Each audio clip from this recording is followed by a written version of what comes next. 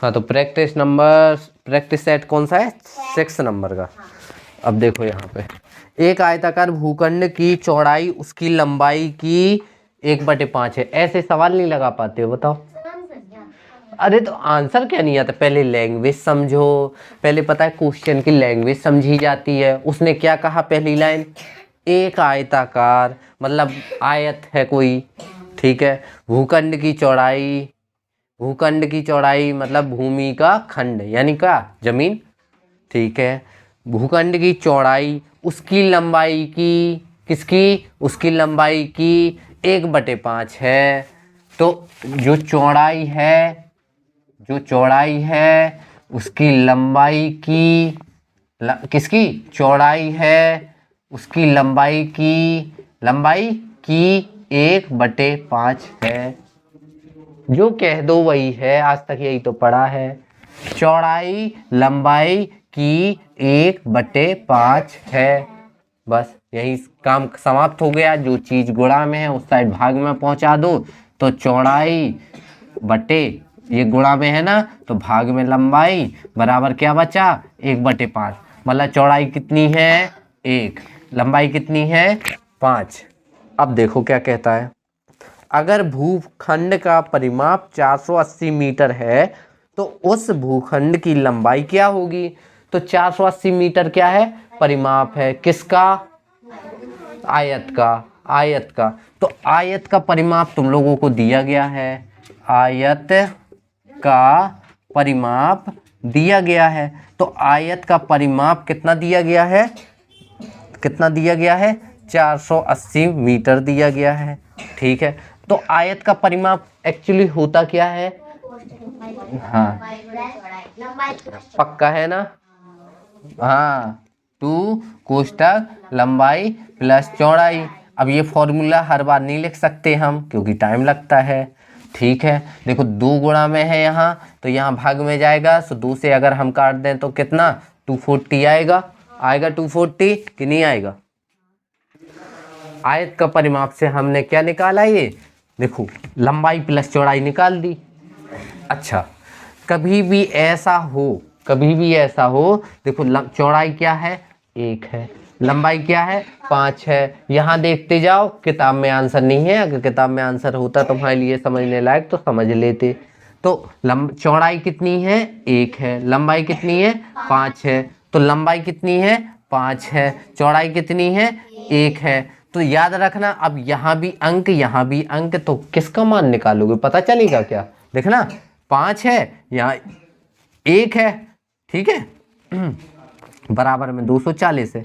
अगर मान के चलो ये 6 से काट भी देते हो तो क्या निकाला? कुछ पता चल रहा है? नहीं। तो ऐसी सिचुएशन में ये जो 1 है उसको 1x मान लो, और ये 5 है तो इसको 5x मान लो। तो ये 5x, ये 1x, तो हो गए कितने? 6x बराबर 240। तो x 6 से काटेंगे 40 आएगा, ऐसा ही है ना? तो x बराबर 40। अब x की वैल्यू रख दो। x की वैल्यू यहाँ रखी तो चौड़ाई कितनी निकली? 40 मीटर, और ये लंबाई है। तो अब x की वैल्यू मतलब 40 गुणे 5 कितना हुआ? अच्छा, 5 चौको 20, 200 ना हुआ? 80। ऐसे गुणा भागा करना है। लो, अब उसकी लंबाई निकल गई, चौड़ाई निकल गई। अब उसने पूछा क्या है? देखिए, तो उस भूखंड की लंबाई क्या होगी? देखो निकाल ली हमने, दोनों निकाल दी। 100 मीटर, 200 मीटर। अब जैसे हमने क्वेश्चन पहले पढ़ लिया होता तो हम क्या करते? हम पहले यही निकाल देते, क्योंकि हमें मतलब तो लंबाई से ना कि चौड़ाई से। बताओ, होता ना? हमने दोनों निकाल के दिखा दी। तो सवाल आ गया समझ में?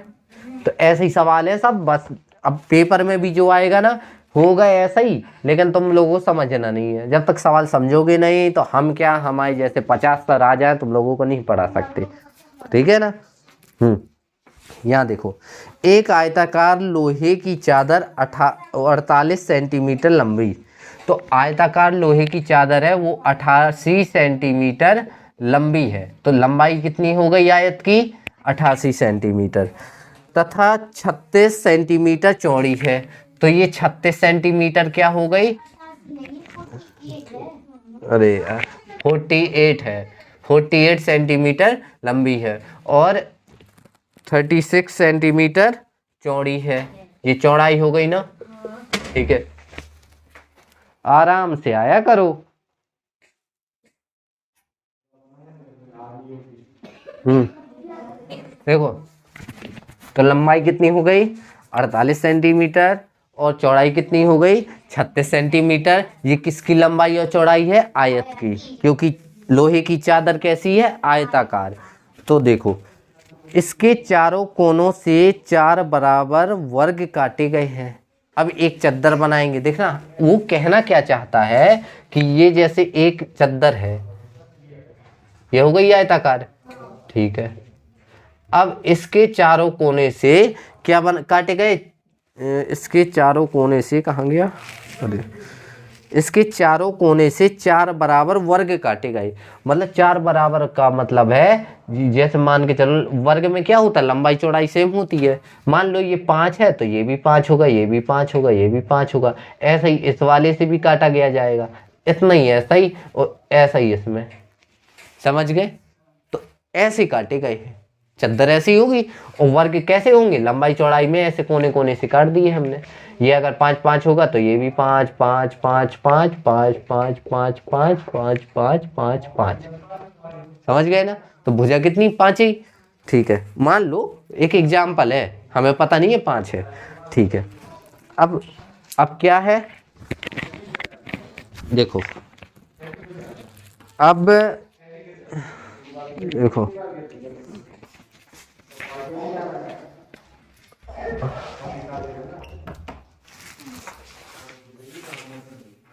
देखो जिसमें से प्रत्येक भुजा की प्रत्येक की भुजा कितनी है, 8 है। अब देखना, अब सवाल तो हमने पढ़ा नहीं था, यही होता है सवाल पहले एक बार पढ़ लेना चाहिए। हमने पढ़ा नहीं था, जो 5 5 का उदाहरण दे दिया, उसने क्या कह दिया 8 8 है। अब उसने तो हमारा आधी प्रॉब्लम ही सॉल्व कर दी। कितनी है भुजा, 8 8 है, 8 8 8, मतलब ये 8 है, इसकी भी 8 है, ये भी 8 है, ये भी 8 है, ये पूरी कितनी है, 8 ही 8 है सारी, ठीक है। तो वर्ग की भुजा क्या होती है 8 है, ठीक है। तो शेष बची चादर को मोड़कर एक खुला डिब्बा बनाया गया। देखो खुला डिब्बा का मतलब होता है, अब जैसे ये हमने निकाल लिए, काटने के बाद निकाल लिए ना, निकाल लिए ना, हाँ ये निकाल लिए, ये देखो। अब इसको उठा के ऐसा किया, ऐसा कर दिया खड़ा, इसको भी उठा के ऐसा खड़ा कर दिया, इसको भी उठा के खड़ा कर दिया, इसको भी उठा के खड़ा कर दिया, तो एक बॉक्स बन जाएगा, बन जाएगा ना। केक का डब्बा देखा है, जब उसको फाड़ते हैं तो ऐसा हो जाएगा, उसको जोड़ देंगे तो वैसा डब्बा हो जाएगा, हो जाएगा ना। हाँ तो इसको अब एक डब्बा बनाया गया, ठीक है। इस डिब्बे की धारिता कितनी है, धारिता का मतलब पता है, हाँ मुन्नी नहीं हिलाना, देंगे कान की तरह। धारिता नहीं जानते हो, आयतन अभी 2-3 प्रैक्टिस सेट पहले बताया था, नहीं पता धारिता क्या कहलाती है, कि उसमें कितना पानी बन जाए, आयतन। कितनी बार नहीं बताया, यही तो होता है, पढ़ते नहीं हो। हम चाहे जितने अच्छे से पढ़ा दें, पढ़ोगे नहीं देखो तो कुछ नहीं होगा। हम बताए दे रहे हैं, हमारे जैसे 50 लोग पढ़ा लें तो मैं तो कोई फर्क नहीं पड़ेगा। तो अब हमें बताना है इसकी धारिता। तो सवाल क्या है कि एक चद्दर थी, ठीक है।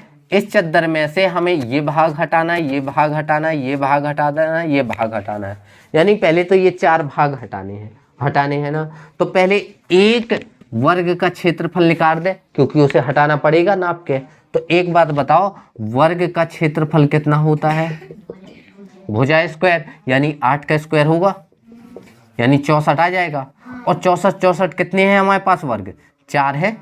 तो 4 चौके 16 की 1, 6 चौको 24 और 1 25, यानी 256 वर्ग सेंटीमीटर क्या होगा, उस वर्ग सेंटीमीटर है ना, हाँ। तो ये क्या हो जाएगा, ये क्षेत्रफल है किसका, वर्ग का। तो इतना क्षेत्रफल हमें हटा देना है, हट गया। अब पूरे का कितना होगा पता है?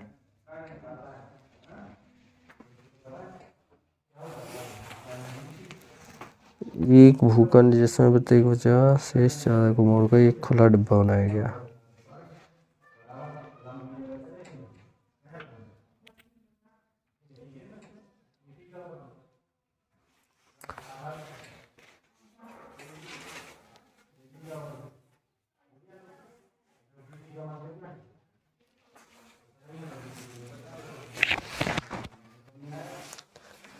देखो देखो इसमें देखो वर्ग का क्षेत्रफल है, तो हमें क्षेत्रफल थोड़ा निकालना था।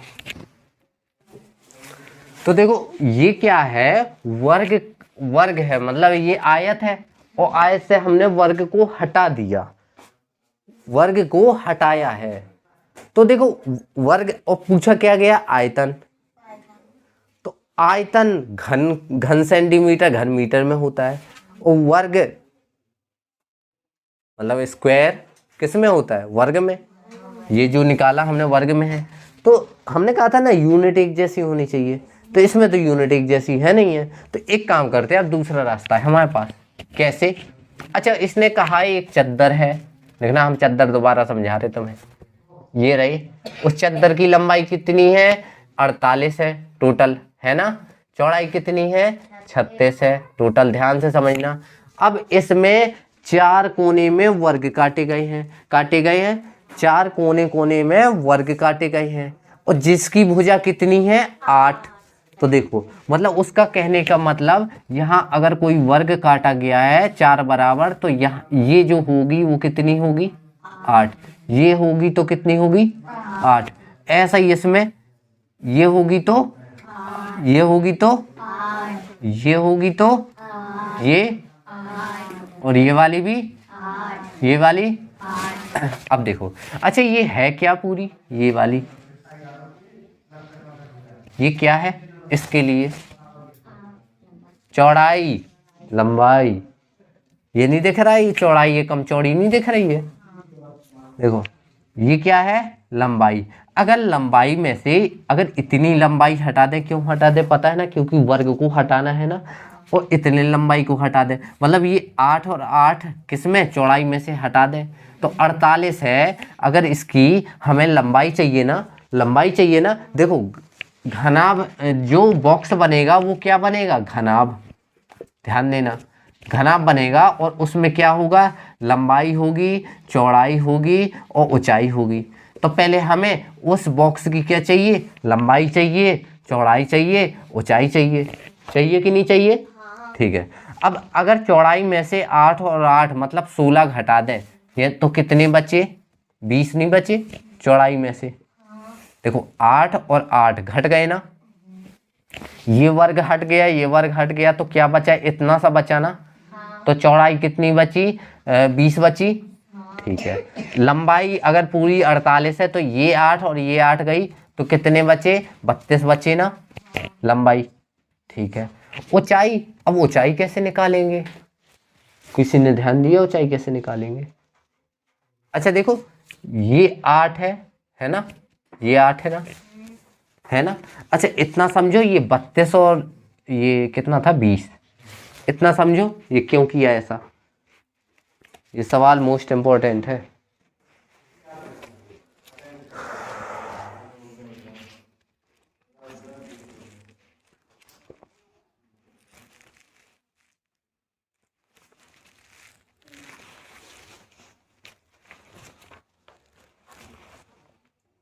समझ लो जल्दी।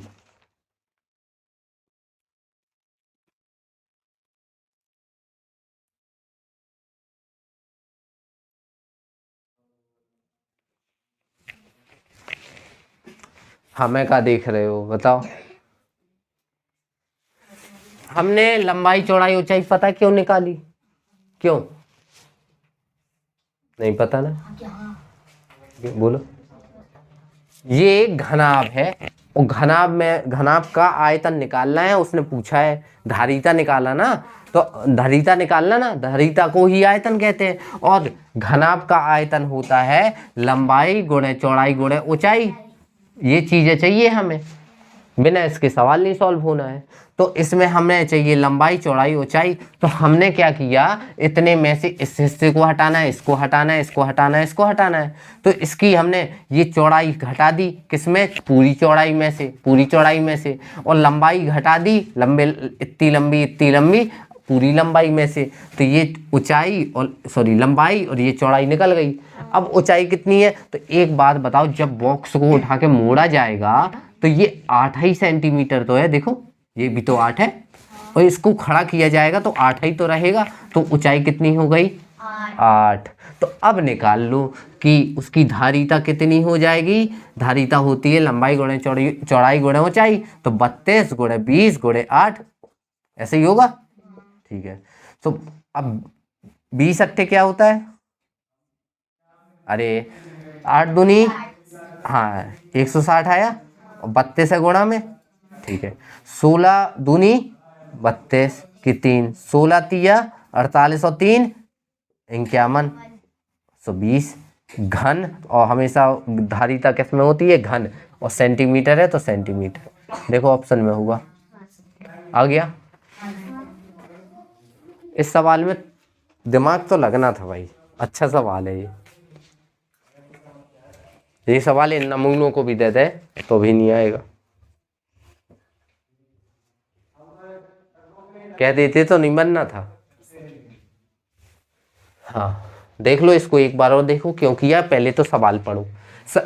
पता है मैथ के सवाल में एक एक लाइन पढ़ी जाती है। हम कैसे एक एक लाइन पढ़ते हैं, बाद में चाहे समझ में आ जाए क्या करना है, जब तक पहली लाइन नहीं पढ़ोगे पूरी जब तक समझ में नहीं आएगा। इसलिए पहले एक लाइन पढ़ो, समझ में आए क्या करना है तो आगे बढ़ो।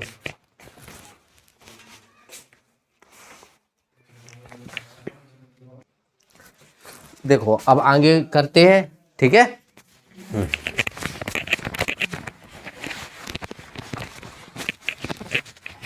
देखो समझना है तो टाइम तो लगेगा, लेकिन जब बनने लगता है तो टाइम नहीं लगता है। अगर हमसे कोई कहता है कि इसका आंसर निकाल के बस दिखा दो, समझाना ना पड़े, तो हम फटाफट निकाल दें कि नहीं निकाल दें। अब देखो निम्नलिखित में से कौन सा कथन असत्य है। अब इसमें असत्य के बारे में बताना है। तो ये सवाल तो हो नहीं गया,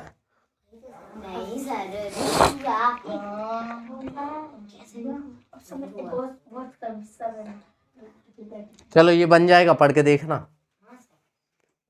55 देखो, एक विद्यालय की एक कक्षा के 20 छात्रों की 5 दिनों की उपस्थिति नीचे दंड चार्ट में दिखाई गई है।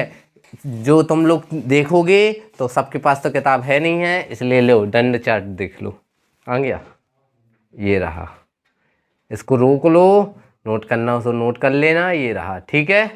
लो ये सही है, हाँ पूरा साफ साफ दिख रहा है, रोक देना तो वहाँ पूरा देख लेना, ठीक है। तो क्या है कि एक विद्यालय की एक कक्षा के 20 छात्रों की 5 दिनों की उपस्थिति। तो देखो जो दंड चार्ट है उसमें नीचे देखो 1 2 3 4 5 लिखा हुआ है दिन, तीर के यहाँ देखो दिन लिखे रहे हैं ना, हाँ तो वो दिन है 5 दिन, ठीक है। और साइड में देखो छात्र लिखा है, तो छात्र कितने 1 2 3 4 मतलब ऐसे ऐसे गिनती लिखी हुई है ना, ठीक है। अब देखो तो अंतिम 3 दिन कितने छात्र उपस्थित रहे, तो अंतिम 3 दिन कौन सा होगा, तीसरा दिन, चौथा दिन, 5वां दिन, यही होगा अंतिम 3 दिन। सुन रहे हो कि नहीं सुन रहे हो, तो ऐसे रख लो बुक। देखो अंतिम 3 दिन कौन से है, देखो तीसरा दिन, चौथा दिन, 5वां दिन, यही होगा अंतिम 3। तो इतने दिन कितने छात्र अनुपस्थित रहे। अनुपस्थित का मतलब समझ रहे हो, जो नहीं आए। तो पहले निकालना पड़ेगा क्या, जो आए हैं। तो देखो पहले 3 4 और 5 दिन में कितने आए, तो देखो तीसरे दिन में कितने आए, देखो तीसरे दिन हम ये लिखे दे रहे हैं यहाँ पे, तीसरे दिन कितने बच्चे आए, तो देखते हैं तीसरे दिन। तीसरा दिन देखो बिल्कुल सूद मिलाओ, 3 के आसपास होगा, 3 है ना, तो तीसरे दिन कितने आए, 3। चौथे दिन कितने आए बताओ, चौथे दिन कितने आए लगभग, हाँ 6 आए। और 5वें दिन कितने आए, 2 आए, ठीक है 2 आए। तो टोटल कितने आए, 6 3 9 2 11 आए, यानी 11 आए हैं। तो कितने में से 11 आए, 20 में से, तो कितने ना आए कहा है,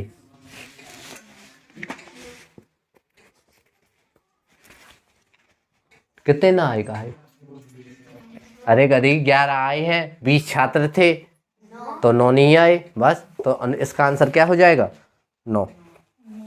ऑप्शन ही नहीं है। 20 छात्र की 5 दिन, अच्छा देखो देखो देखो, क्वेश्चन में लिखा हुआ है 20 छात्रों की 5 दिनों की अनुपस्थिति, तो ये 20 छात्रों की अनुपस्थिति है ना कि उपस्थिति।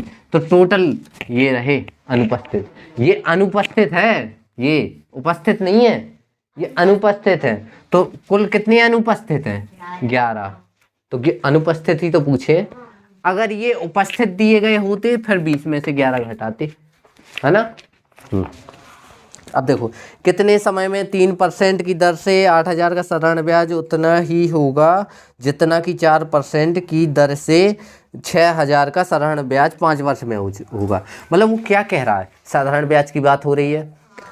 अब समझना, उसने कहा है कितने समय में 3% वार्षिक दर से 8000 का क्या, हाँ उतना ही होगा 4% की दर से 6000 का क्या साधारण ब्याज। मतलब ये साधारण ब्याज वो साधारण ब्याज उतना ही होगा, मतलब दोनों साधारण ब्याज बराबर होंगे, ठीक है। अच्छा देखो, पहले वाले का अगर हमें साधारण ब्याज निकालना हो तो क्या फॉर्मूला लगाते हैं। देखो 8000 का, देखो मूलधन क्या है इसमें 8000 है ना, दर कितनी है 3% है ना पहले वाले का, और उसने कहा है कितने समय में, तो समय तो है नहीं, बाकी तो है, ठीक है। दूसरे वाले का साधारण ब्याज अगर निकालना हो तो कितने का, 6000 का है ना, 6000 का, कितने की दर, 4 की दर, और कितने वर्ष में, 5 वर्ष में, बटे 100। और दोनों क्या होंगे साधारण, ये किसका फॉर्मूला है, साधारण ब्याज का, ये भी साधारण ब्याज का, और दोनों क्या है आपस में बराबर। तो 100 से 100 कट गए, 1 2 3 से 1 2 3 गए, ठीक है। 4 एकम 4, 4 दूनी, और 2 तिया 3 कम कट गए। तो यहाँ क्या बचा, इतने में क्या बचा, ओनली टी, और इतने में क्या बचा, ओनली 5। तो समय कितना है, देखो 5 होगा। कितना अच्छा तरीका है, सवाल समझो, कहीं हमें ये पता होते हैं, हम समझते हैं सवाल को वो कहना क्या चाहता है। अगर मैथ सीखनी है जिंदगी में तो सवाल को समझो, समझना बहुत जरूरी है। देखो एक ही लाइन में हल हो गया, बाकी इसका दूसरा तरीका है, पूरा बोर्ड भर जाएगा। बताना तो बता दे, पहले इसका निकालेंगे अलग से सब कुछ, फिर उसका निकालेंगे अलग से सब कुछ, फिर कटापटा करेंगे, है ना। कटापटा समझ रही हो ना, कटी पिटी नहीं, कटी पिटी होती है छोटी, हाँ काटा पीटी होती है छोटी चीज, हम कह रहे हैं काटा पटा मतलब बड़ी बड़ी चीजें काटनी पड़ेंगी। तो इससे अच्छा ऐसे ही करो, है ना, अच्छा है ना।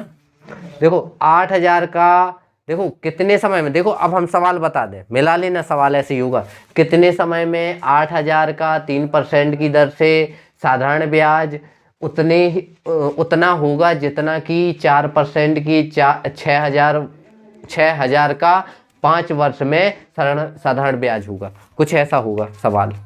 यही है, देखो सब पूरे सवाल हमने यही रख दिया, मतलब हिंदी से हमने मैथ बना दी, मैथ से हमने हिंदी बना दी। यही सवाल समझना होता है। समझना क्या होता है कि उसको क्वेश्चन से आंसर बना सको, आंसर से क्वेश्चन बना सको, समझ गए।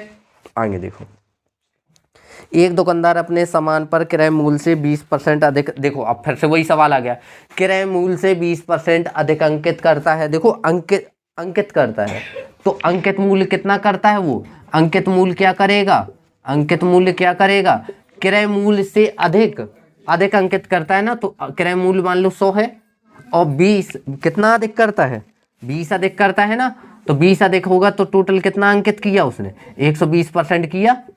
ठीक है, आगे देखते हैं, आगे देखते हैं। लो इसको तुम लोगों को करना है, हम बनाए दे रहे हैं अभी करना। अधिक अंकित करता है, अंकित मूल्य पर 10% की छूट देता है। अब जो अंकित मूल्य आ गया तो उस पर कितने की छूट दे दी उसने? 10% की छूट दे दी। तो उसका लाभ निकालना है। ये सवाल सेम टू सेम हम बता चुके हैं लास्ट वाली क्लास में।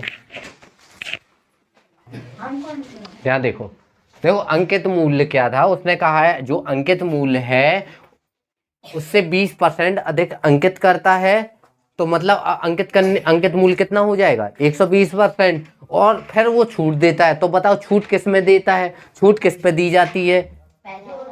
पैसे में, मूलधन में। यहाँ मूलधन कहाँ है? अरे हमेशा छूट अंकित मूल्य पर दी जाती है।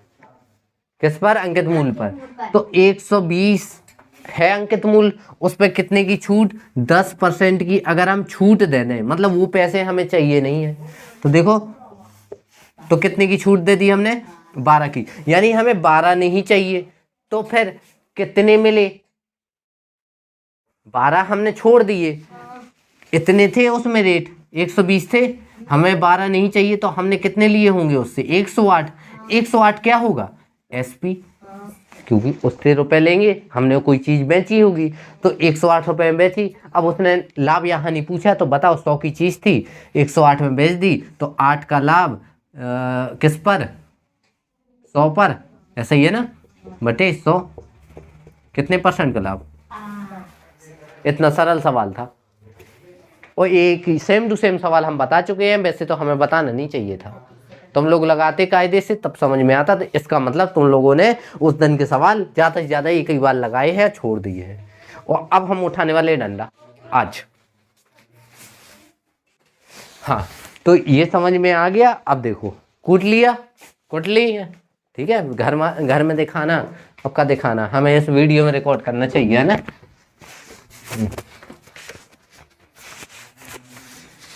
ध्यान करना, सवाल अगर तुम लोगों को पता है, जब पढ़ चुके हैं, तो क्यों नहीं लगाया? इसका मतलब ध्यान से तुमने पढ़ा ही नहीं है। सुरेश ने एक गाय, देखो इतने में बेचकर, तो यानी 8580 में बेचकर, तो ये बेचा है, तो क्या हुआ? एसपी। 4% का लाभ कमाया, ये क्या हो गया? लाभ। ठीक है, उसने गाय कितने में खरीदी? सीपी। तो क्या इसको हल नहीं कर सकते हो?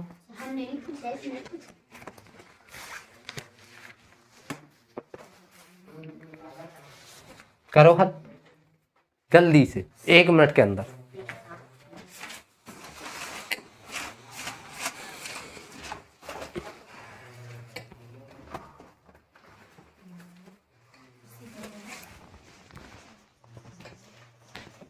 इसको हल करो। कौन?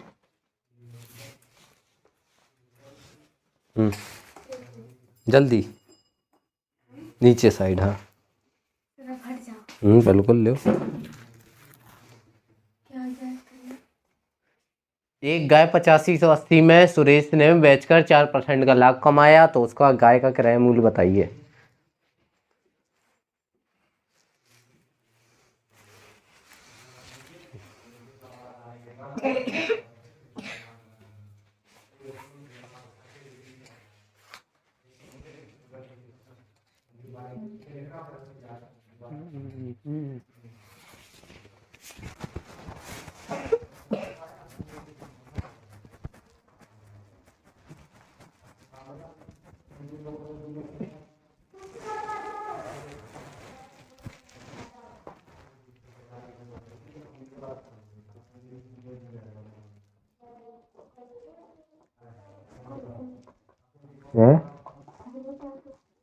ऑप्शन गाय को बता दो, हम तो बिना ऑप्शन देख के हल करते हैं सवाल।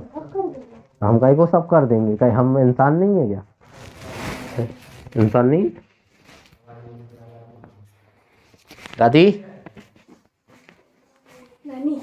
नहीं, दादी है वो, पर दादी अरे वो परदादी है, लगाओ इसको। देखो देखो क्या कर रही है। ए चालू है। अच्छा सब गधा हो एक कने से। आया किसी का आंसर? अरे यार कैसे इंसान हो। देखो लाभ कमाया 4%, हर चीज 100% की होती है, मतलब टोटल बेची कितने में कहा? ये 104% में नहीं बेची कहा ही। और ये परसेंटेज में 104 क्या है? एसपी है। और ये रुपए में है, तो दोनों क्या होंगे आपस में? बराबर होंगे कि नहीं होंगे? 104% क्या होगा? 8580 के बराबर होगा ना। तो परसेंटेज के लिए बटे में क्या लगाते हैं? 100। तो 104 बटे 100 बराबर क्या होगा? अब बताओ, हल नहीं करोगे? किससे काटे हम ये? इनके 26 से। 26 चौके 104, वो सॉरी 4 से काटा 126 बार। देखो 4 दूनी 8, 2 बचे, 4 6 24। कहाँ 24 आ जाएगा? 26 से 24 बन जाएगा तो 4। हाँ। अब देखो 4 से काटे तो 4 दूनी 8, 4 एकम 4 और 4 चौके 16, 4 पंचे 20। 26 कटता है, 13 का भाग इसमें जाता है का? देख लो 13 एकम 13 कितने बचे? 7 8 84, 13 पना 65 78। हाँ कट जाएगा। देखो 13 दूनी 26, देखो 13 दूनी 26, 13 एकम 13 बचे 8 और 4 हुए 84, 13 छंग 78 बचे 6 और 6 और 5 हुए 65, तो 13 पना 65 यानी 65। तो क्या बचा हमारे पास? 2 बचा, 100 बचा, इस साइड 165 बचा। तो इसको इस साइड ला दो तो 16,500 बन जाएगा तृतीय गुणा करने पे, और बटे में 2 काट दो तो 8 और 4 और 5 और 0। देखो 8450 होगा उसका आंसर। नहीं है? नहीं है? 2 अट्ठे 16। अरे यहाँ देखो, यहाँ 2 आना है। 2 दूनी 4, 1 बचा, 2 पंचे 10। हाँ अब सही है, 8250 होगा। कठिन नहीं है, पता नहीं तुम लोग क्या कठिन मानते हो सवालों में। तुम लोगों को बने बनाए 10 सवाल छोड़ के आने मैथ के, ये हमसे लिखवा लो ऐसे सवाल जो हम बता चुके हैं। बने बनाए 10 नंबर, और 10 नंबर बहुत होते हैं सिलेक्शन के लिए। तुम खींच तान के कितना नंबर लाओगे? अगर ये 10 नंबर नहीं ला पा रहे हो तो वहाँ सिलेक्शन नहीं होगा, बता ही दे रहे। अगर सिलेक्शन चाहिए ये 10 नंबर के लिए मेहनत करो। आकृति बन जाएंगी, आकृति 50 नंबर में से 40 में से 36 बन जाएंगी, आकृति 37 भी बन जाएंगी, अच्छी बात है। लेकिन ये जो 10 सवाल होंगे, इन 10 सवालों के लिए तुम्हें मेहनत करनी पड़ेगी। ये वही बच्चे निकलते जो 10 में से कम 8 सवाल निकाल ले जाते, उन्हीं का सिलेक्शन होता है। जिनके 88-87 नंबर आते हैं तो इसलिए आते हैं क्योंकि इनमें से 8 सवाल बन जाते हैं 10 में से, क्योंकि 10 सवाल कठिन आते हैं। पेपर में 10 सवाल ऐसे होंगे जो तुम्हें भी समझ में नहीं आएंगे और थोड़ी बहुत हमें भी समझ में नहीं आएंगे, थोड़ी सा टाइम लगेगा हमें, हमसे बन जाएंगे। लेकिन इनके लिए तुम्हें पढ़ना पड़ेगा। हम पढ़ा रहे हैं तो पढ़ लो।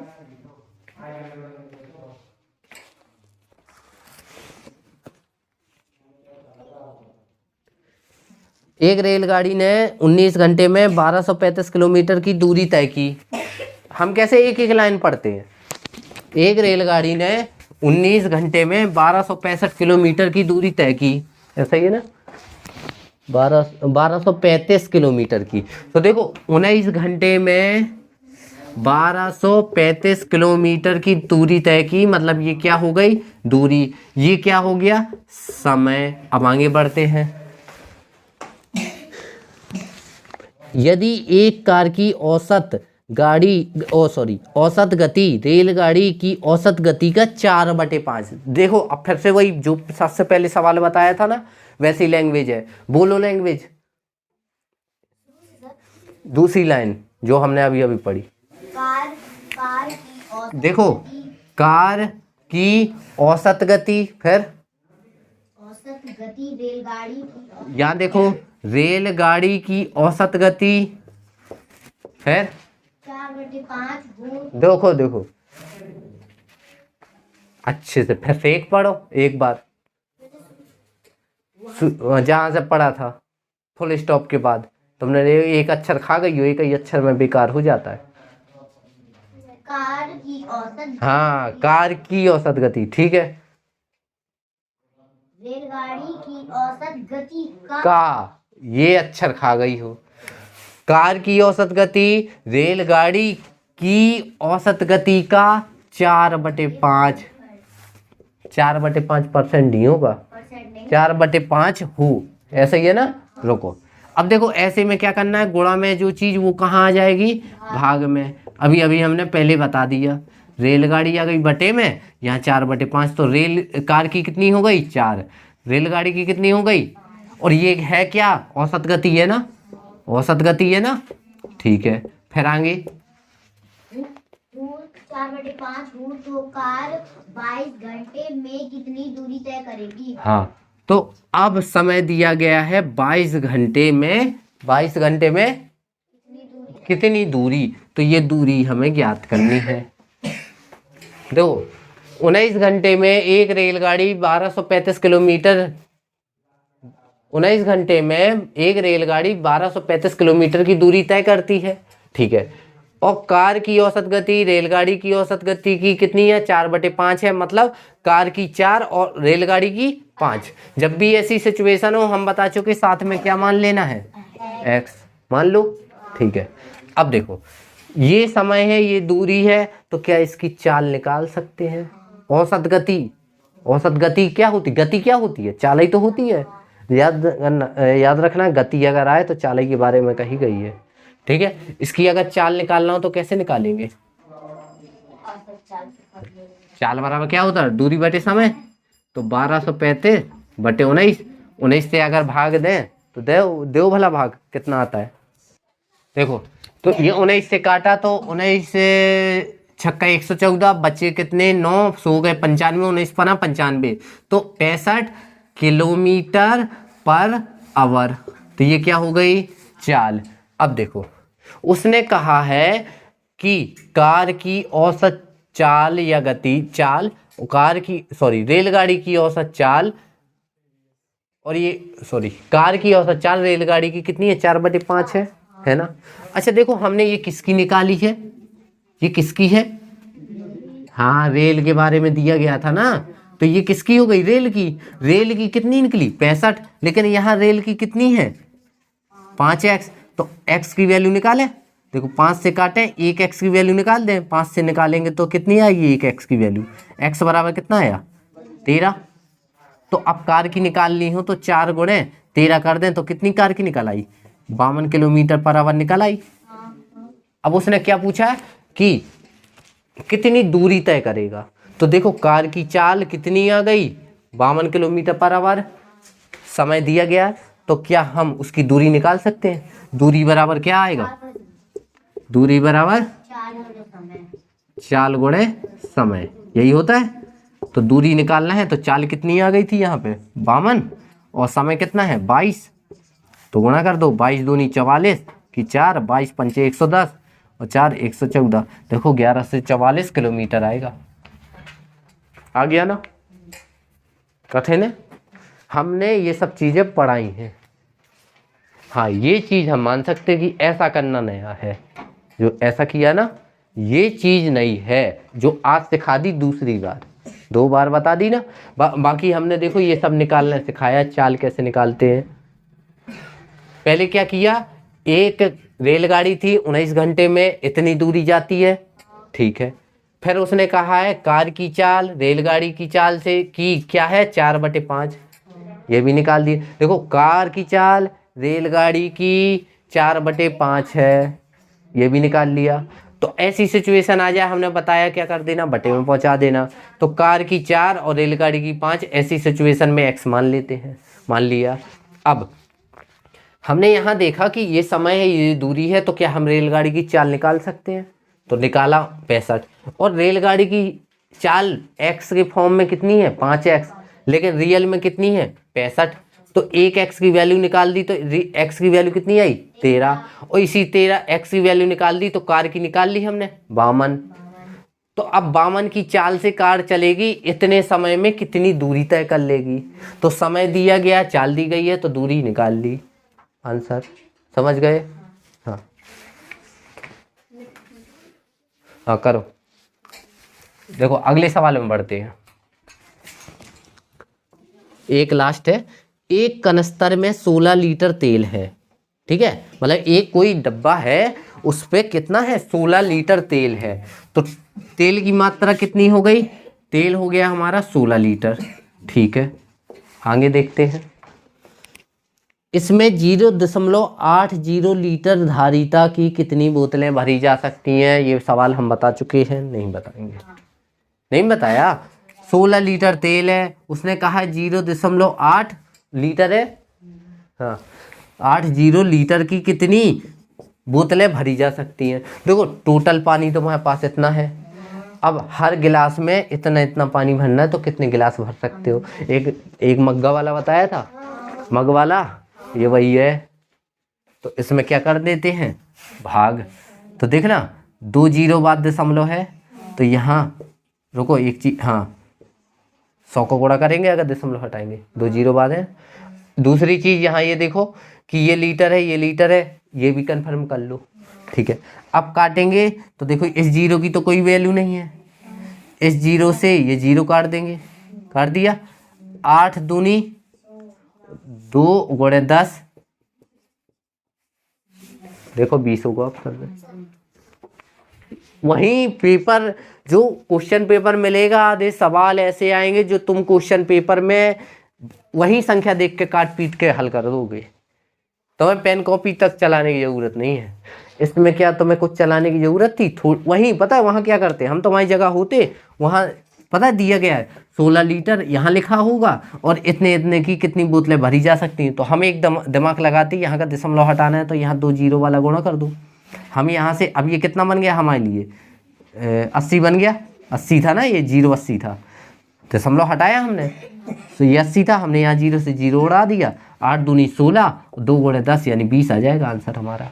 हम यही दिमाग लगा लेते, हमें यहाँ बटे अटे में भेजने की ज़रूरत नहीं है, क्योंकि हम इतना सीख चुके हैं। और हम यही कह रहे हैं अगर सीखोगे नहीं ज़िंदगी में तो नहीं कर पाओगे। अगर ये चाहिए इतने जल्दी पेपर, अगर जल्दी करना है, जल्दी से अच्छा है कि टाइम पे हो जाए, दूसरी चीज़ सही हो जाए। दिमाग खराब नहीं करना, जो समझ में आए वो करना है। बट अगर अभी सीखने का टाइम है ना, पेपर है क्या आज, अभी सीखने का टाइम है। पेपर हो, पेपर के बाद देखेंगे, लेकिन अभी ये देख लो ज़्यादा ज़रूरी है, ठीक है। पेपर रोज नहीं होना है, एक दिन पेपर होगा। तुमने साल भर क्या पढ़ा ये मायने नहीं रखेगा, ये मायने रखेगा तुमने पेपर के निकाला कि नहीं निकाला। तुम हम कह रहे साल भर पढ़ लो, अगर पेपर नहीं निकलेगा तो यही माना जाएगा तुम पढ़ते नहीं हो। और तुम एक भी ना पढ़ो और पेपर निकल जाए, अरे यार लड़का होशियार होगा जब तो नवोदय निकाला, यही कहा जाएगा। इसलिए हम कह रहे पढ़ लो, बहाना नहीं दो। कम से कम खुद को ना लगे कि हमने पढ़ा नहीं है। इंसान को अपने आप से मतलब रखना चाहिए। हम भी है, हमारा पेपर ना निकले, लेकिन वो तो हमें असलियत पता है हमने पढ़ा है कि नहीं पढ़ा। अगर तुम अपनी नज़रों में सही हो तो सही हो, बस दूसरा चाहे जो सोचे, ठीक है। तो इतने सवाल करना है। और एक बार मैथ के सवाल लगाने से कभी सवाल नहीं बनते ज़िंदगी में, हमेशा याद रखना। मैथ में चाहिए प्रैक्टिस, बस।